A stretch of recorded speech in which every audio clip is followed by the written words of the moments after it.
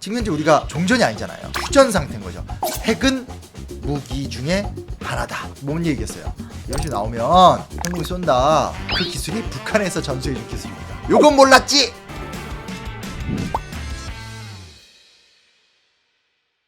선생님, 돌베개에서 나온 그 해방 직후사 저희 방송에서 빵 떴다는 소식 진짜? 우리 영상이 나가자마자 판매가 3배로 뛰었다. 사실 해방직후사가 이렇게 쉬운 책이 아니죠. 왜냐면 3개월 정도 되는 기간을 한 500장에 썼기 때문에 실제로 지금 해방직후사가 학술서로서는 지금 엄청난 선전. 우리나라 사람들이 조금 이게 좀 안 좋은 모습인데 국내 학자들이 쓴 학술서나 그런 명저는 거의 안 보고 해외 학자들이 쓴 건 또 봐요. 총균세 그런 책들은 또 안 봐도 사두잖아 집에. 근데 이제 아주 좀 예외적으로 정병준 선생님의 해방직후사라는 책이 지금 화제가 돼 있고 가장 큰 문제가 하나 있습니다. 지금 제 책보다 더 잘 팔리고 있어서 이걸 좀 어떻게 뛰어넘어야 되는데 쉽지 않습니다. 여튼 뿌듯합니다. 무엇보다도 이제 계속 현재 사는 10년 안에 많은 출판사에서 이 책들과 함께하는 어떤 그런 노력들을 함께 하고 있고 그 결과물로서 이제 독자층을 만들어가고 있다는 사실이 좀 뿌듯하니까 제 책도 같이 사세요.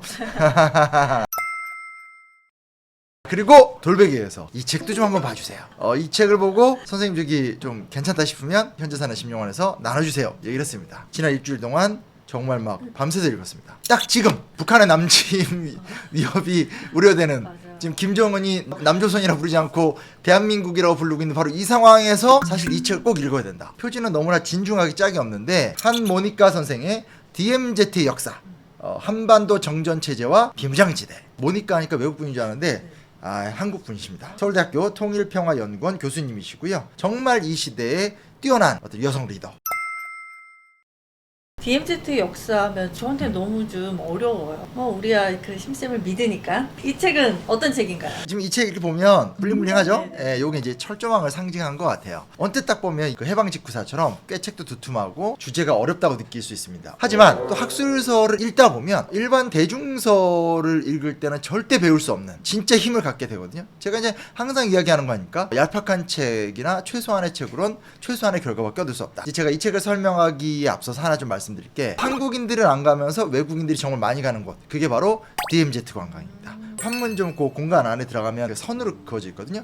우리 못 넘어가요. 외국 친구들 들어와서 금방 넘어가서 왔다 갔다 해요. 아무도 제지하지 않아요. 우리한테는 사실 판문점 잘 안 가고 가도 굉장히 엄숙해지고 솔직히 이제 스트레스도 많이 받고, 근데 이제 외국인들은 어디든 관광이니까 희낙낙거리면서 쫙 돌아다녀요. 그거 보고 있으면 굉장히 좀 속상하죠. 우리한테는 우리를 상징하는 거 뭐 한류, 뭐 BTS, 블랙핑크, 뉴진스 뭐 이런 얘기 할 수 있지만 오늘날 대한민국이란 나라의 근본적인 모순, 이걸 하모니카 선생이 보는 건 뭐냐면 바로 DMZ, 여기 나오는 대로 DMZ 역사, 한반도 정전체제와 비무장지대다. 지금 현재 우리가 종전이 아니잖아요. 휴전 상태인 거죠. 우리 영상을 들으시는 이제 젊은 청년들은 북의 도발 같은 느낌은 조금 약하실 거예요. 미사일 개발 이런 게 아마 많이 기억나시겠지만, 제가 아주 어린 시절만 하더라도 북에 도발하면 휴전선 철책에서의 교전이 있다라든지 아니면 이제 강릉 삼척 이런 데 이렇게 무장공비 넘어온다라든지 이런 게 되게 많았었어요. 근데 어린 나이에 제일 무시무시했던 건 도끼마능 사건. 판문점에서 막 도끼 들고 와가지고 미군하고 국군 죽였던 적 있잖아요, 북한군이. 그런 걸 보면서 공포감만 키워왔는데, 이 저자는 뭐냐면 그게 다 이유가 있다는 거예요. 그리고 그 이유를 알아야지만 우리가 앞으로 계속 경제 성장도 하고 나라도 잘 되는 데 있어서의 근본적인 문제들을 해결할 수 있는 포인트가 있다. 이 얘기를 좀 더 자세히 해드릴게요.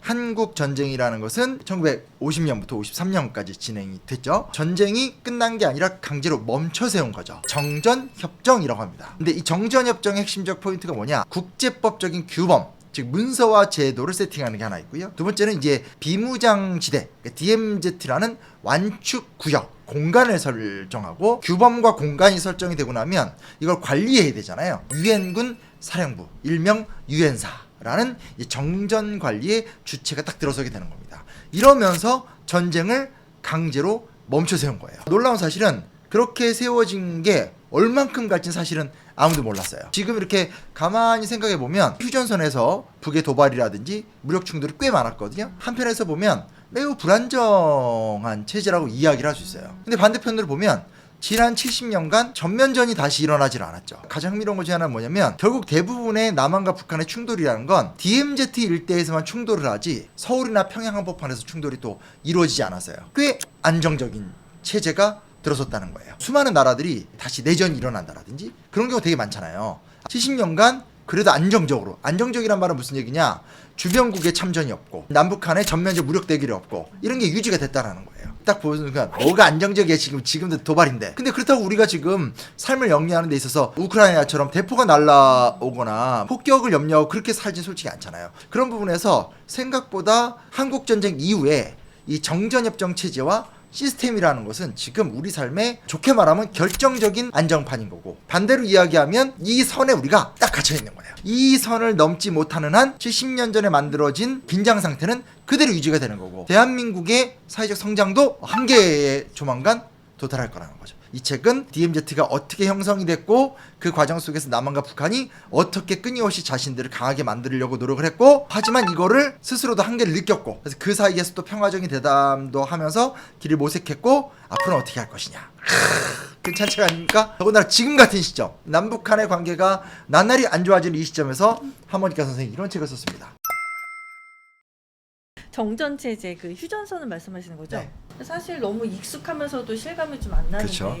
이런 관련해서 좀 얘기 좀 해주세요. 우리가 DMZ라고 말하면 조금 어색하고 휴전선 이렇게 얘기 많이 하는데, DMZ가 어떻게 생겼을 것 같아요? 답을 알고 있어요. 미국과 중국이 합의를 했다. 북한과 우리나라도 합의를 했다. 그 과정 중에 이제 우리나라는 이제 빠지면서 한미 방위 상호 조약을 얻었고, 그리고 북한은 이제 협의 주체로서 중국과 함께 이제 DMZ 운영 주체로 이제 들어왔다. 뭐 이렇게 이제 배워요. 근데 이제 중요한 사실이 뭐냐면, 우리는 언제나 그런 고정관념에 빠져 있기 때문에 그 역사 이면을 잘 모르는 거고, 반대로 이런 선생님들은 그 이면을 파고 들어가면서 정말 중요한 얘기를 많이 하게 되는 거죠.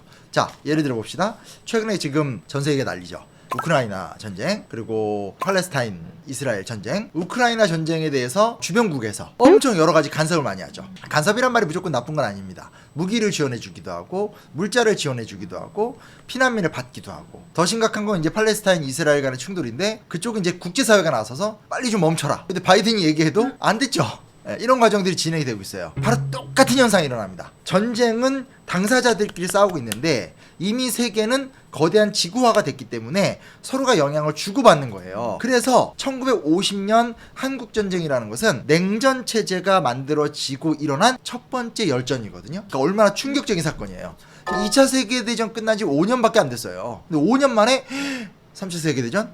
해까지? 더군다나 이 6.25 전쟁이라는 게 중국군이 참전하면서 사태가 커지죠. 중국군과 싸우다 보면 미국과 중국의 충돌이 될 수도 있고, 더 나아가면 미국과 소련의 충돌이 될 수도 있고, 이런 이야기가 나오기 시작해요. 그래서 DMZ, 즉 휴전을 빨리 조속히 마무리 지으면서 전쟁을 멈춰라! 라고 하는 아이디어는 놀랍게도 영국입니다. 영국이 주도하고 프랑스, 인도 등이 동참하면서 설계가 된 거예요. 근데 이게 어떻게 보면 당연한 얘기예요. 지금도 국제사회에서 전쟁이 나면 주변국들이 해법을 모색하고 뭔가 이렇게 좀 전쟁을 멈추고자 하고, 친구들끼리 주먹싸움할 때 그 문제의 원인까지 친구들이 해결해 주진 않아요. 이게 국제사회 중재의 단면이거든요. 1950년 11월 4일 영국은 중국의 참전이 공식화됐다는 사실을 알게 되고 이걸 공식적으로 언론에 흘려요. 그리고 11월 7일 날 이 영국의 참모위원회에서 육군 참모총장 윌리엄 슬림이 중국이 완충지대를 설치할 목적으로 참전했다. 근데 중국군이 유엔군보다 우세하기 때문에 이걸 받아들여서 적당한 방어선과 협상이 필요하다. 이런 이야기를 처음 한 거예요. 마치 임진왜란 때 일본군이 쳐들어왔었을 때 명나라가 조선을 지원한 이유는 조선이 있어야지만 일본으로부터 이제 명나라를 지킬 수 있다, 이런 판단 속에서 원조를 했다. 전쟁 지역을 이제 남의 나라로 옮겼다, 그 얘기 아니에요. 똑같이 영국이 생각한 거예요. 그래서 왜 중국군이 지금 중화인민공화국을 세운 지 얼마 되지도 않았는데 북한 문제에 개입을 했을까? 이거는 완충지대를 설치하면서 중화인민공화국을 지키기 위해서이다. 그러니까 그걸 받아들여서 어떤 선을 만들어서 문제를 해결하자, 이런 제안을 영국이 한 거예요. 근데 이게 영국한테는 매우 익숙한 방식이에요. 1차 세계대전 끝난 다음에 베르사유 조약을 맺으면서 독일의 라인란트 일대가 있습니다. 그러니까 쉽게 말하면 프랑스와 독일의 완충지대인 거죠. 거기를 비무장지대로 만들었었어요. 그리고 조금 덜 알려진 사실은 1923년 터키와의 로잔네 조약에서 터키 지역 일부를 또 비무장지대를 설치를 했었던 적이 있었습니다. 누누이 말씀을 드리는 거지만 해결은 자국민들이 해나가는 거예요. 그 누구도 도와주지 않아요. 그래서 국제 정세를 조절하는 방식으로 세계적인 문제를 해결하려고 하는데 그 핵심이 두 가지인데, 그게 지리적 군축, 이제 regional disarmament라고 해서 지리적인 형태에서의 범위를 딱 확정한 다음에 군비를 줄이는 방향을 통해서 이 무력 충돌을 완화시킨다라는 거. 또 하나는 이제 상호주의 원칙. 어떤 협정을 맺으면 둘이 똑같이 지키는 거예요. 예전에 그 JSA 같은 영화 보면 판문점에 서로 똑같이 서 있고 그런 것들이 이제 사실은 영국이 오랫동안 해왔던 방식이고요. 그리고 결정적으로 한국 전쟁 터지기 1년 전에 유엔과 국제적십자위원회가 참여해서 뭘 했냐? 이스라엘과 팔레스타인 정전협정을 맺은 사례가 있었어요. 근데 진짜 무서운 게 뭐예요? 지금 현재 이스라엘과 팔레스타인이 충돌하고 있고 우리나라도 좋지 않은 상황이다. 소름 돋죠. 그래서 영국이 완충지대안을 제안합니다. 이때까지만 하더라도 DMZ에 대한 정확한 기준은 없었어요. 그래서 벨라운데 페루 대표단 의장을 통해서 미국에 전달을 했고요. 여기에 누가 덧붙이냐? 프랑스 외무장관 슈만이 격하게 동의해요. 야, 지금 중요한 게 저거 동독 문제, 서독 문제 처리하고 소련 지금 저 공산주의 국가 막아야 되는데 지금 미국 뭐하냐? 빨리 미국을 우리 쪽으로 끌어들여야 된다. 지금 이 얘기를 하는 거예요. 근데 이제 가장 반발했던 사람이 누군지 알아요? 메가더 장군. 메가더는 장군이고 투철한 반공주의자이기 때문에 전쟁이 일어났기 때문에 이제 어떻게 되겠어요? 장군의 목표는 이기는 거잖아요. 사실 이미 은퇴했는데 다시 왔던 사람이기 때문에 인생의 마지막을 피날레로 장식을 하고 싶은 거죠. 그러면서 중국군의 침공을 막으려면 만주를 공격해야 된다. 만주를 공격하지 않더라도 만주 일대까지 이 공군을 보내서 어떤 범위를 만들어야 된다. 이런 주장을 막 해요. 근데 이제 영국 입장이나 프랑스 입장에선 메가더의 마음은 이해한다. 하지만 마오쩌둥 주석의 입장도 좀 생각해줘야 되지 않냐. 국제질서라는 게 제로섬이 아니다. 적절하게 타협보는 거다. 이렇게 이제 얘기를 하면서 설득을 하지만 잘 안 돼요. 그러나 상황이 만들어지죠. 1950년 11월 30일 유엔군이 이제 드디어 확 밀립니다. 잘 알다시피 뭐 흥남철수 막 이러면서 일사후퇴하면서 유엔군의 전면적 후퇴 상황이 이제 본격적으로 진행이 되니까 트루먼이 핵은 무기 중에 하나다 이런 발언을 해요. 뭔 얘기였어요? 이런 식으로 나오면 핵무기 쏜다. 이래서 이게 또 난리가 나요. 캐나다의 외무장관 피어슨이 야 이게 난리 난다. 안 된다. 핵전쟁 3차 세계대전이다. 그래서 인도 총리 네루에게 공개적인 좀 호소를 해달라고 제안을 하죠. 이때까지는 다 비선으로 움직이고 있었어요. 네루가 영국의 애틀리 총리를 만나서 의견을 공유하고 공개적으로 핵무기 사용을 반대한다. 이건 인류의 위협이다. 비무장지대를 설치를 해서 전선의 안정을 제한을 공개적으로 하게 됩니다. 지금 제가 여러 나라 얘기했죠? 프랑스 빼고 캐나다, 인도 이 나라들이 다 영국의 식민지예요. 이래서 국제관계에서 라인과 친구가 중요하다. 그리고 강하든 약하든 언제나 라인은 여러 개를 갖고 있어야 된다는 거예요. 여러 개를 갖고 있어야지만 국제사회에서 자기 의견을 관철시키는 거죠. 우리가 편이 없고 우리가 고립되고 우리가 우리의 어떤 내부 문제나 민족 문제로 갈등이 심해지고 언제나 어떤 특정한 한 나라에 붙어서 단순한 외교를 해나간다. 그런 나라는 성공하는 사례를 찾아볼 수가 없습니다. 그리고 이제 결국은 메가더가 핵무기 사용을 주장하다 해임되고 전선이 일사후퇴를 통해 서울까지 밀렸단 말이에요. 근데 그 다음에 이제 리지웨이로 바뀐 다음에 다시 서울을 수복을 해요.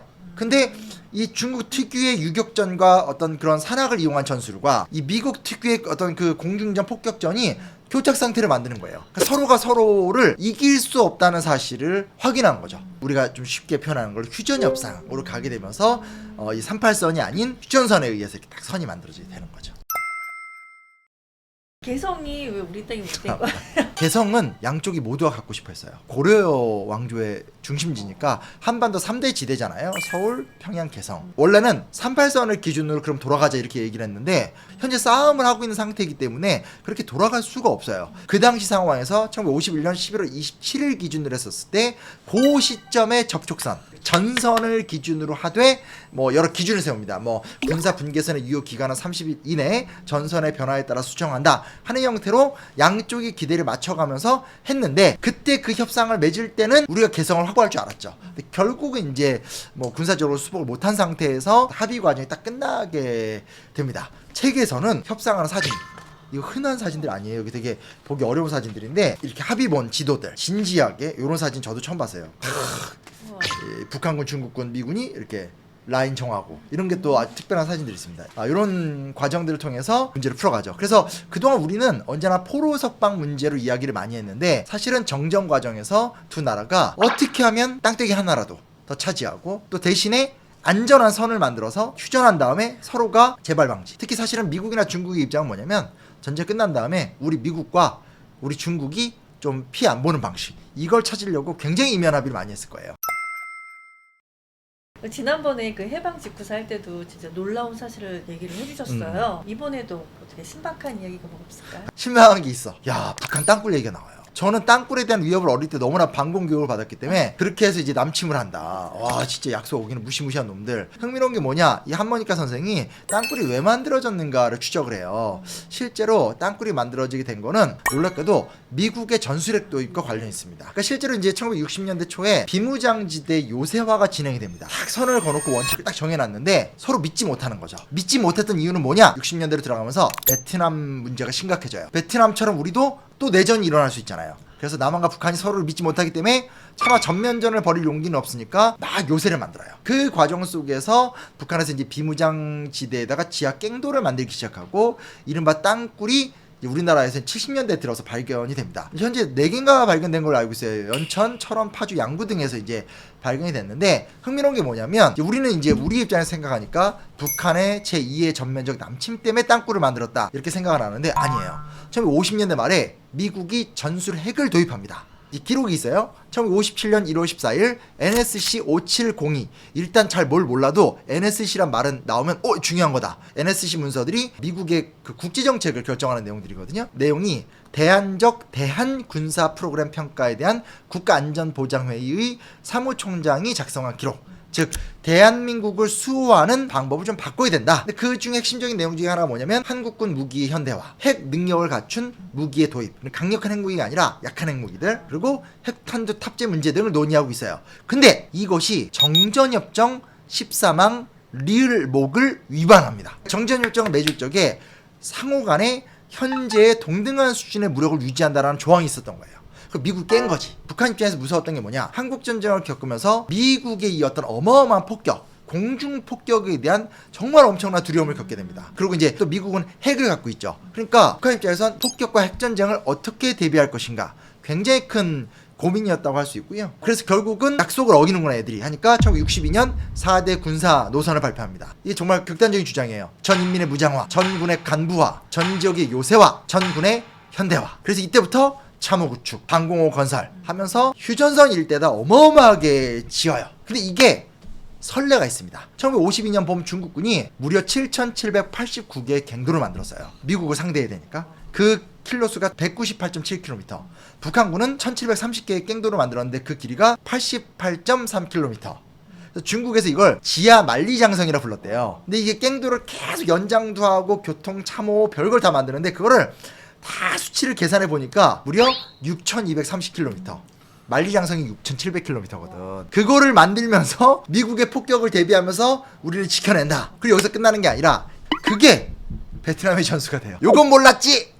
베트남 가면 호찌민이 미국과 싸우기 위해서 지하 갱도를 엄청나게 많이 짓고 미국과 싸웠거든요. 그 기술이 북한에서 전수해준 기술입니다. 그 1966년 이 김일성이 북베트남에 한 500명 정도 공병 국제지원병 부대를 보냈고요. 땅굴 기술을 이제 전수한 아예 그 내용도 있어요. 그래서 이제 1965년에 북베트남에 이제 그 토굴 작업을 돕기 위해서 군대를 파견했다. 즉 한국 전쟁의 이 여파가 베트남전으로 갔죠. 그리고 1960년대 때 북한은 굉장히 치열하게 대남 도발을 많이 합니다. 왜? 남한군이 베트남에 참전을 했잖아요. 그래서 우리가 이제 베트남전 제2의 전선에 대해서 충돌했던 거죠. 이런 얘기는 정말 신박하죠. 제가 이렇게 이야기를 하면 이제 책 얘기를 다 해드릴 텐데 그럴 수는 없습니다. 그래서 이 정도로 좀 이야기를 마무리를 드려야 될 것 같은데 학술에서 어렵지 않습니다. 심용환이 쓴 단박이 시리즈 정도를 소화해내는 단계가 되신다라면 반드시 도전하십시오. 읽다가 너무 힘들면 어떤 좀 재미없는 부분 그냥 넘어가세요. 그렇게 읽어서 이 책의 절반만 머리에 들어오더라도 여러분은 진정한 의미에서 오피니언 리더가 될 수 있습니다. 지금은 정보가 개방된 시대이기 때문에 학위를 해서 전문가가 된다? 그렇지 않습니다. 뒤에 가면 70년대로 들어오면서 서로 지칩니다. 대화를 해야 되겠다. 뭐 개성공단이라든지 금강산 관광이라든지 실제로 이 책 보면 금강산이 엄청난 격전지였더라고요. 저는 정말 그거 몰랐었어요. 어쨌든 남북한이 잘 지내야 되지 않겠습니까? 그런 부분에서 굉장히 놀라운 상상력을 주는 책입니다. 함께 읽고 공부합시다.